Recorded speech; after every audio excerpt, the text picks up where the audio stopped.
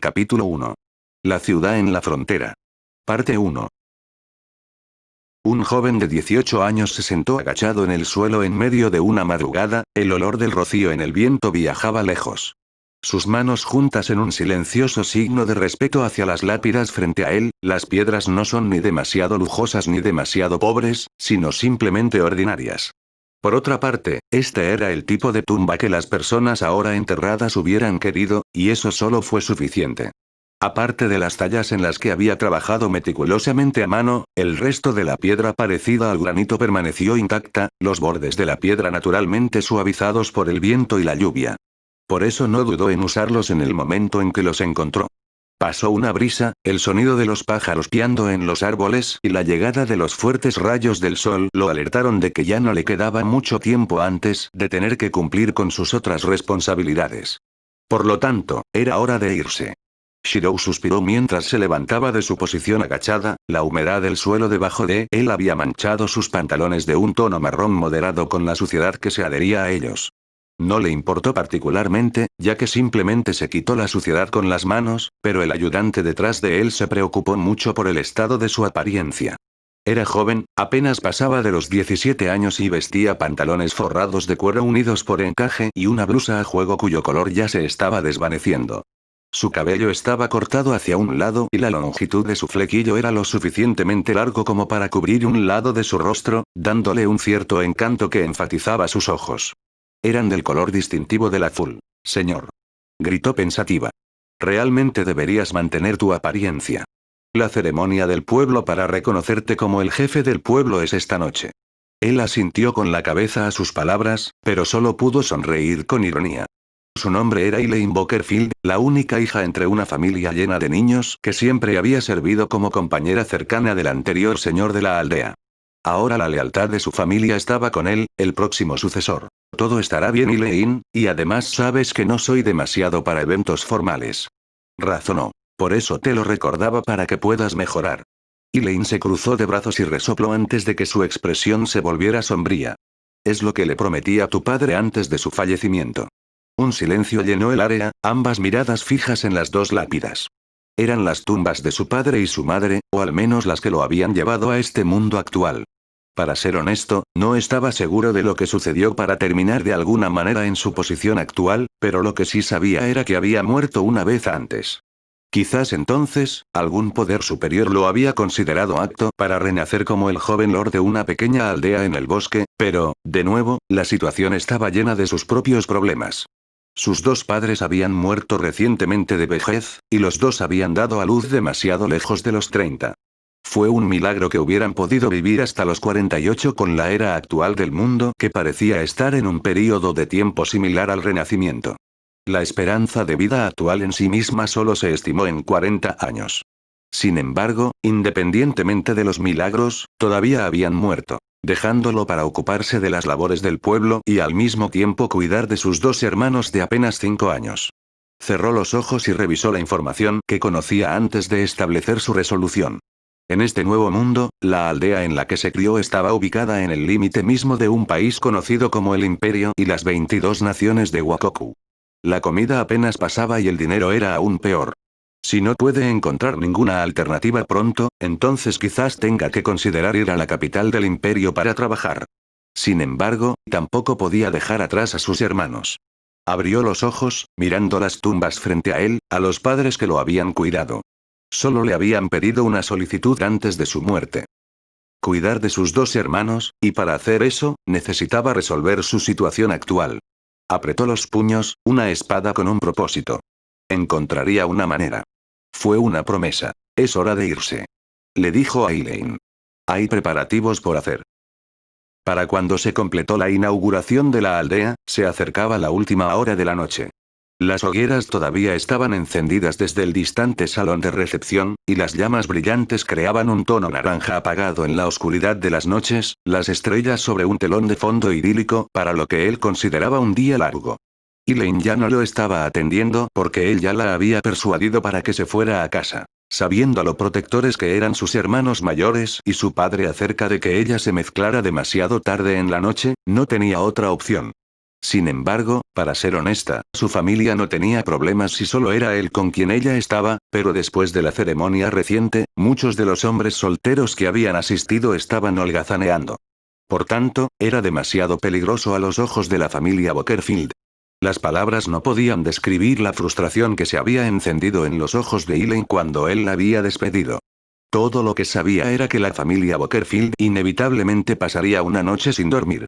En cuanto a él, tenía su propia situación con la que lidiar. Al pasar por las calles pavimentadas y las casas de ladrillo que conducen a la mansión de sus padres, se detuvo justo afuera de la puerta antes de relajarse y entrar.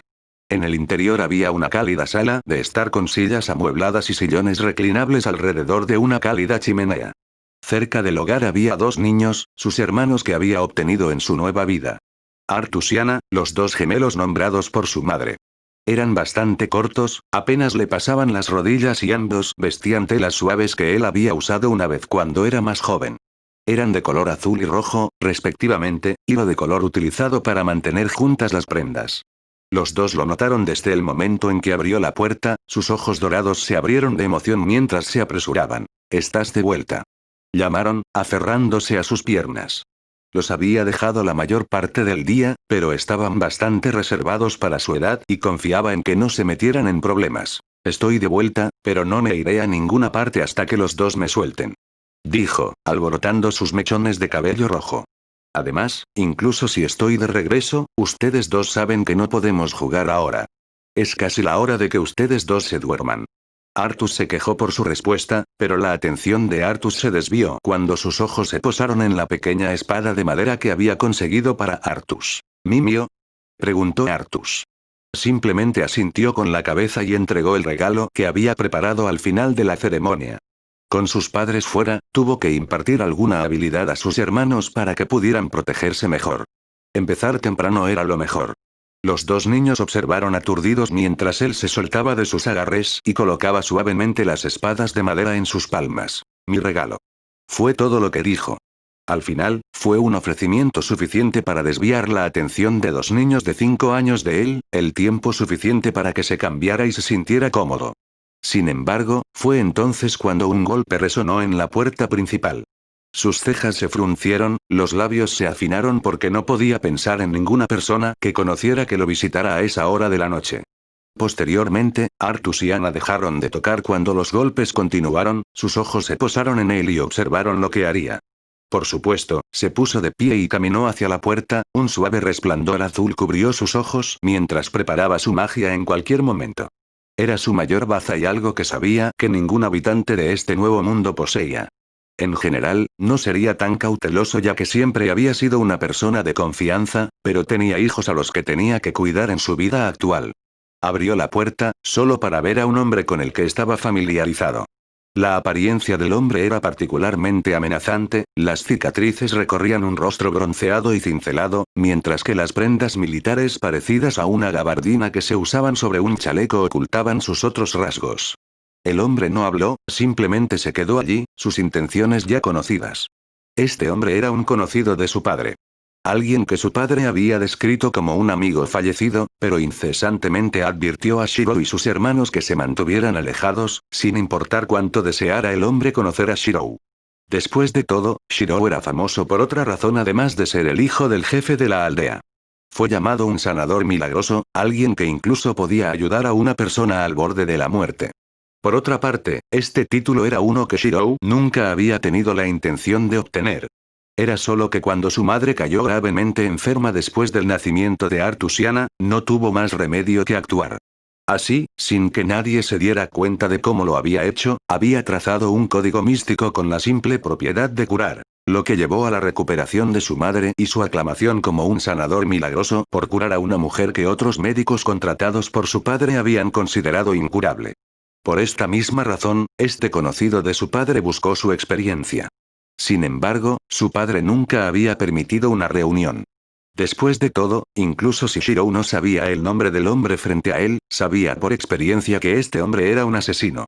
Un hombre que había derramado suficiente sangre como para mancharse las manos durante una eternidad. Había un aura de muerte que exudaba de él con una ferocidad silenciosa que sin darse cuenta aterrorizó a Artus y Ana. Los dos se pegaron a las piernas de Shirou, las espadas de madera quedaron olvidadas. Sin embargo, Shirou tenía más experiencia. Miró más allá del aura caótica del hombre y en su lugar detectó cansancio y agotamiento, algo que se dio cuenta de que era demasiado similar a la disposición de un padrastro que una vez conoció. Un asesino a sangre fría, pero con la más pura motivación y sueños. Alguien que se había cansado después de muchos, muchos años, y solo entonces había visto el error de sus caminos. Sin embargo, ya no hubo vuelta atrás, los eventos del pasado no pudieron cambiarse. Uno solo podía vivir en la redención, y este era el mismo sentimiento que Shirou podía entender del hombre que tenía delante. Adelante. Dijo, su repentina invitación hizo que el hombre se sobresaltara visiblemente. Trataré la herida.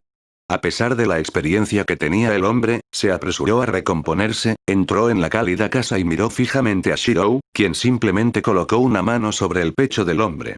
Cerrando los ojos, Shirou accedió a su magia. Una magia que podía recrear cualquier número de espadas o armas que hubiera visto, incluidas las propiedades especiales que pudieran pertenecer a ellas. Se pueden rastrear códigos místicos y fantasmas nobles, por ejemplo, que cada uno poseía poderes únicos. En este caso, desde el momento en que Shirou extendió su mano hacia adelante, ya había trazado el código místico particular que necesitaba para curarse. Era un código místico que curaba viejas cicatrices y heridas generalmente imposibles de recuperar. Después de todo, el problema con la mayoría de las heridas antiguas no era que no se curaran, era que algunas tal vez no se curaran adecuadamente. Después de examinar primero al hombre, Shirou ya había entendido que la raíz del problema estaba exactamente en una vieja herida. Por lo tanto, simplemente se puso a trabajar antes de que el hombre lo insinuara y explicara. Esto, inadvertidamente, solidificó la creencia del hombre en el título de Shirou de un misterioso milagro sanador cuyos medios eran imposibles de discernir. Para empezar, el hombre había asumido que Shirou estaba en posesión de algo llamado Teigu, pero claramente este no era el caso. Era casi mágico cómo el hombre podía sentir un flujo constante y agradable de energía vertiéndose en él. Sin embargo, en otro punto, el hombre se conmovió por dentro. Era un pecador, un hombre que había matado a tantas personas que ni siquiera podía contar, y solo recientemente se dio cuenta del peso de sus acciones. Sin embargo, desde su comportamiento hasta su reputación, nadie debería haber depositado su fe en él tan abiertamente para curar a un hombre de su carácter sin cuestionarlo. Pensando más en el hecho de que Shirou y los hermanos detrás de él eran hijos de su antiguo compañero, se juró a sí mismo. Tiene mi gratitud. Dijo el hombre profundamente, mientras Shirou retiraba su mano. Shirou solo asintió con la cabeza, mirando cómo el hombre se levantaba para irse, pero se detuvo en la puerta. Tu padre. Dijo el hombre en voz baja, casi con pesar. Era un buen hombre, y juro que nadie podrá complicarle la vida con su ausencia. Lo juro. Siguiendo las palabras del hombre había un aire de homicidio que sofocaba los alrededores, pero a través de él, Shirou podía sentir el propósito que el hombre ahora parecía tener. El cansancio y el agotamiento reemplazados por una nueva determinación. Los protegería. Cuando el sonido audible de la puerta al cerrar se hizo eco en la casa, Shirou silenciosamente llevó a sus hermanos a la cama, dándose cuenta de que los dos podrían haber tenido suficiente por la noche. Sin embargo, estaba claro que estaba equivocado. Los dos lo miraron sin comprender después de que los metió en la cama. Ana se movía nerviosamente de vez en cuando y se topaba con Artus, quien le fulminó con la mirada. ¿Por qué lo ayudaste? Ana preguntó con curiosidad, ganando la atención de Artus también. Papá dijo que era un mal hombre. Hizo una pausa justo cuando estaba a punto de salir de la habitación. La pregunta de Ana era de hecho válida y no podía simplemente no responderle, especialmente cuando se trataba de algo tan importante. Mientras deliberaba sobre una respuesta, se dio cuenta de algo fundamental mientras miraba las miradas inocentes del niño de 5 años frente a él. No solo tenía que cuidarlos, sino que también tenía que criarlos. Para enseñarles a no andar por el camino equivocado. Tú ayudas a los que necesitan ayuda. Comenzó con expresión sombría. Y salvas a los que necesitan ser salvados, incluso si no te ofrecen nada a cambio. Incluso si las personas salvadas no fueran inocentes, creía en el hecho de que la gente podía cambiar. La muerte no debería tener que resolver nada.